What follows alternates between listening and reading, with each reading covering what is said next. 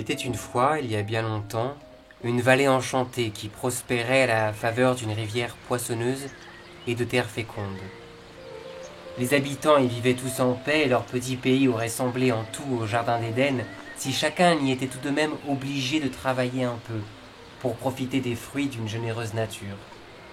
Ainsi, sur chaque table, le vin coulait à flot, grâce à l'ingéniosité de vignerons qui entretenaient un vignoble perché sur le flanc sud de la montagne qui fermait la vallée. Leur travail était sans doute le plus rude de tous. Ainsi jouissaient-ils d'un grand respect, et la population rendait à leur saint patron Vernier, protecteur du divin nectar, une immense dévotion.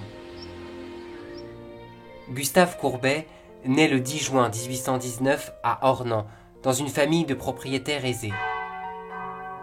Son père, Régis Courbet, possède de nombreuses terres, ainsi qu'une ferme à Flaget, village du plateau d'Anançay, au-dessus d'Ornans.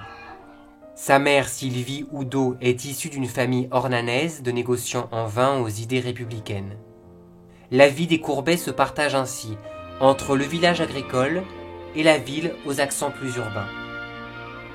Courbet débute sa scolarité au petit séminaire d'Ornans, où il suit l'enseignement artistique de Claude-Antoine Beau, qui emmène ses élèves dessiner dans la nature.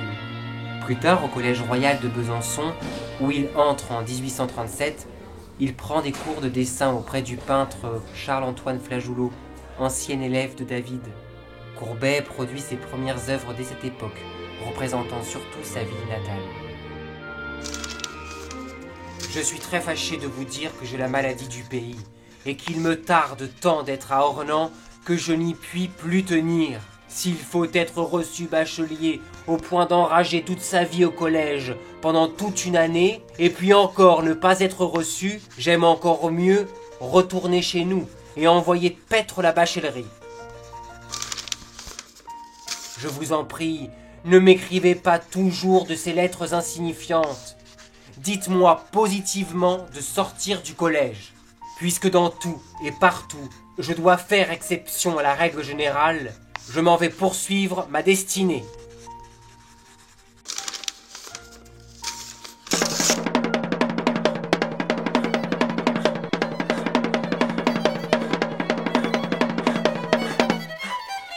À moi la peinture!